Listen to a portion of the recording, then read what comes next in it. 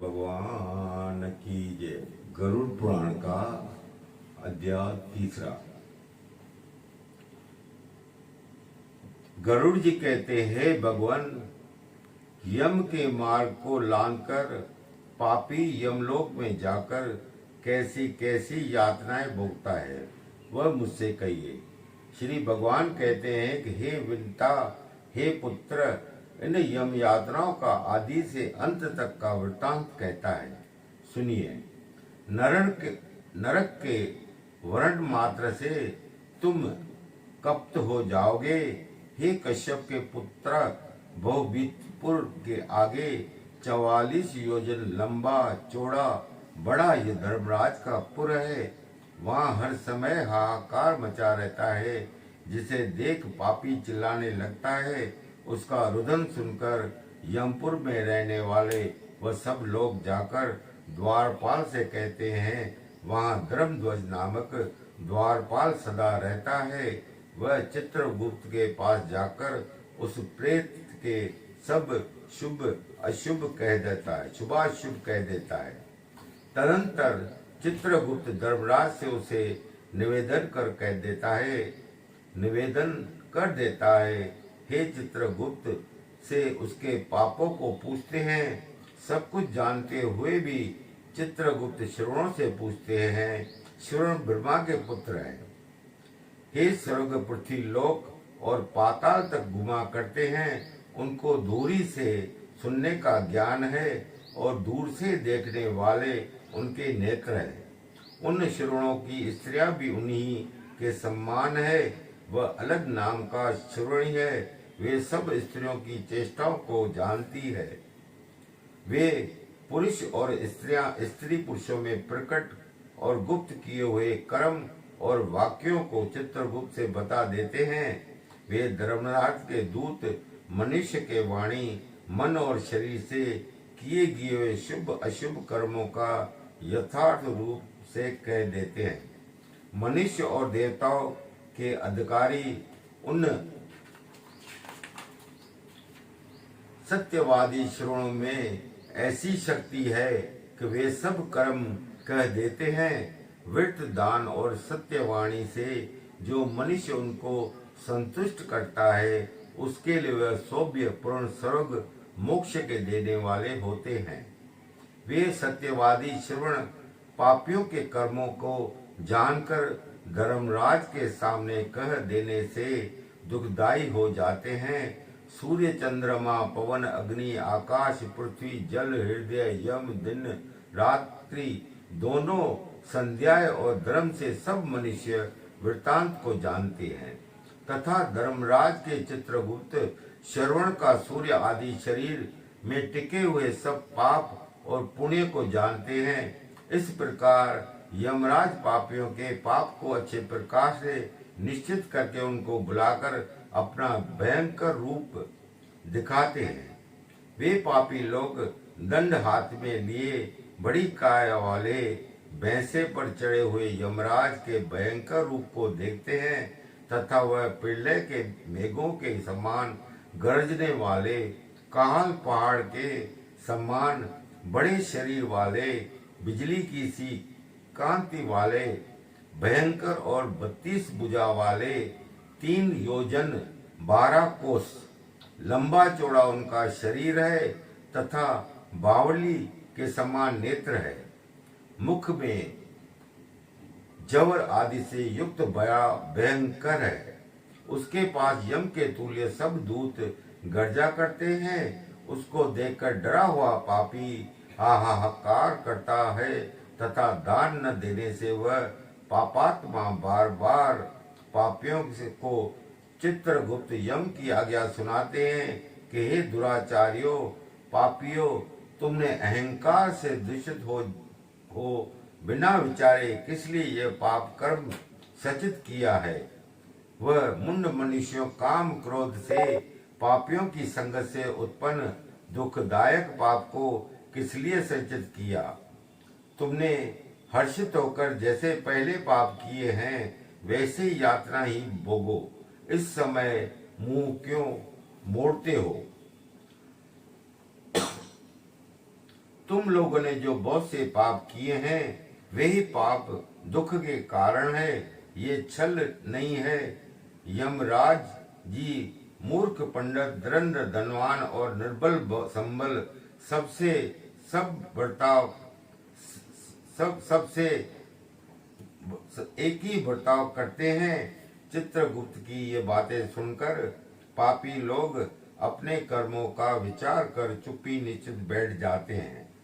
चोर के समान निश्चित बैठे हुए उन पापियों को देखकर धर्मराज उनके पापों की शांति के लिए उचित आज्ञा देते हैं, अर्थात पाप की शांति के लिए जैसा उनको दंड मिलना चाहिए वह आज्ञा देते हैं। उसके बाद निर्दयी यमदूतों उनको धमका कर कहते हैं कि हे पापियों, अत्यंत भयंकर महाघोर नरकों को जाओ। यम की आज्ञा का पालन करने वाले प्रचंड और चंडक आदि यमदूत उन पापियों को एक रस्सी में बांधकर नरकों में ले जाते हैं। वहां जलती हुई अग्नि के समान कांट वाला एक बड़ा भारी वृक्ष है, कांटे वाला बड़ा भारी वृक्ष है। वह 5 योजन चौड़ा और 1 योजन ऊंचा है। पापियों को वृक्ष में सांकलों में अधोमुख बांधकर वह दूत मारते हैं। वृक्ष की अग्नि से जलते हुए रोते हुए, परंतु वहां उनकी रक्षा करने वाला कोई नहीं है। भूख प्यास से थके यमदूतों से ताड़ित शालमली वृक्ष में अनेक पापी लटकते हैं। भूख प्यास से थके और यमदूतों से ताड़ित शालमली वृक्ष में अनेक पापी लटकते हैं। आश्चर्य रहते हैं वे पापी उन दूतों के आगे हाथ जोड़कर कहते हैं कि हमारा अपराध क्षमा करो, किंतु वे यमदूत बार बार उनको उनकी लोह की लाठी, मुदंगर, तोमर, कुत, गदा और मुसलों से मारते हैं। उस पार से वो मूर्छित चेष्टा रहित हो जाते हैं। उन चेष्टा रहित पापियों को देखकर यमदूत कहते हैं, दुराचारी पापियों, तुम किस लिए ये खराब चेष्टा करते हो? तुमने जल आदि अन्य सुलभ वस्तु भी कभी किसी को नहीं दी। तुमने आधा ग्रास भी कभी किसी को नहीं दिया। न कुत्ता और न कौवा को ही बल दी। अतिथियों को नमस्कार ही किया और न पितरों का तर्पण किया। यमराज और चित्रगुप्त का भी उत्तम ध्यान तुमने नहीं किया। न उस दोनों के मंत्री को ही जपा जिसे यातना न होती। न कोई तीर्थ यात्रा की, न देवताओं की पूजा की, न गृहस्थाश्रम में रहते हुए हितकार अतिथि के लिए भोजन ही निकाला, न साधु संतों की सेवाई की। अपने पापों का फल भोगो। तुम धर्म से हीन इसलिए बुरी तरह से पीटे जाते हैं। हरि भगवान श्री समर्थ हैं, जो अपराधों को क्षमा करते हैं। हम तो उनकी आज्ञा से अपराधियों को दंडी देते हैं। ऐसा कहकर वह दूत निर्दयता से उन पापियों को पीटते हैं। मारने से वह पापी जलते अंगारों की तरह नीचे गिर जाते हैं। गिरते समय शालमली से पत्तों के उनके शरीर कट जाते हैं। नीचे पड़े हुए उन पापियों को कुत्ते खाते हैं। तब वो रोते हैं। उनको रोते हुए देखकर यमदूत उनके मुंह को बालू से भर देते हैं। कोई उनको अनेक प्रकार के पाशों में बांधकर मुद्दगरों से मारते हैं। कोई पापी लकड़ी की तरह आरों से चीरे जाते हैं। कोई धरती पर कुठारों कुल्हाड़ी से काटे जाते हैं। किसी के गड़े में आधा बांधकर उसके माथे को बालों से बांधते हैं, तथा किसी को कोल्हू में डालकर ईख की तरह फेरते हैं। किसी को जलते हुए अंगारे और जलती लकड़ियों में चारों ओर से घेरकर लोह पिंड की तरह धोखते हैं। किसी को घी के कड़ाह में और किसी को तेल की कड़ाह में डालकर बड़ों के सम्मान उधर उधर बांधकर नीचे को मुंह करके लटका दिया जाता है। किसी को कुएं में डाल दिया जाता है और किसी को पहाड़ पर गिराया जाता है। कोई कीड़ों से भरे हुए कुंड में डुबाया जाता है, जिससे कीड़े उसे बहुत व्यर्थ करते हैं। वृक्ष के समान चोंच वाले बड़े बड़े कौओं और मांस के लोभी गीदों ने उन पापियों के सिर नोचे जाते हैं तथा चोंचों में उनकी आंखें और मुख नोचे जाते हैं। कोई अपने क्षण कर्ज के लिए प्रार्थना करता है कि मेरा धन दे दे, तूने मेरा धन खा लिया। मैंने तुझे अब यमलोक में देखा है।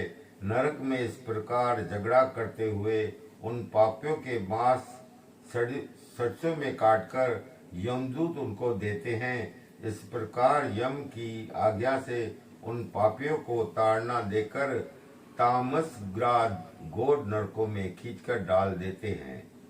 यद्यपि नरकों में दुख बहुत है, तथा उन शालम बलि वृक्ष के पास उन पापियों को जो बड़ा भारी दुख होता है, उस वचन से भी नहीं कहा जा सकता। हे आकाशचारी गरुड़, 84 लाख नरक हैं। उनमें सबसे कठिन घोड़े नाम 21 महाघोर नरक है। 84 लाख नरक है। उनमें नाम ये है: तामस्त्र, लोशंक, महारोरव, शालमली रोरव, कुंडमल, कालसूत्र, मृतिक, सगात, लोहतोद, स्वप, सप्त्रापन, महानरय, काकोल, संजीन, महापंथ, अविच, अंधता मिश्र, कुंभीपाक, सप्तापन और 21 तपन, ये 21 नरक हैं। इन सब में अनेक प्रकार की पीड़ाएं होती है। ये अनेक वेदों से रचे गए हैं। इनमें अनेक पापों का फल भोगाया जाता है तथा वहाँ दूतों के समूह रहते हैं। उन नरकों में धर्महीन, मूंड और पापी ही पड़े रहते हैं। वहाँ पड़े हुए एक कल्प तथा याचनाएं भोगते हैं, जो तामस, अंध, तामस और रौरव आदि की यातनाएं हैं, उनको स्त्री और पुरुष साथ ही साथ भोगते हैं। इस प्रकार अपने कुटुंब के पालन करने वाले, अपना पेट भरने वाले, ये दोनों ही इस लोक को छोड़कर यमलोक में जाकर ऐसा फल भोगते हैं, जिसने प्राणियों से वेर करके अधर्म से जो रास्ते के लिए खर्च इकट्ठा किया, वह अपने शरीर को छोड़कर अकेला ही अदित्य मिश्र नरक में जाता है। जो अधर्म से कुटुंब को पालन करने वाले हैं, वे अपने कर्म के प्राप्ति शालमली नरक में जाकर इस प्रकार उसका फल भोगते हैं। जैसे किसी का धन चोरी हो गया हो और वो दुखी होता है, जो केवल अधर्म से ही कुटुंब का पालन करने से उद्यम है, आखिरी तमसाच्छन अंधता मिश्र नरक में जाता है। नरक लोक से नीचे जितनी यातनाएं हैं, उन सब को क्रम से भोगकर शुद्ध हो फिर इस मृत्यु लोक में आ जाता है। गरुड़ पुराण का यहाँ 3रा अध्याय समाप्त हुआ। पार्ट 3 पूरा हुआ। बोल गरुड़ भगवान की जय। ओम नमो नारायण।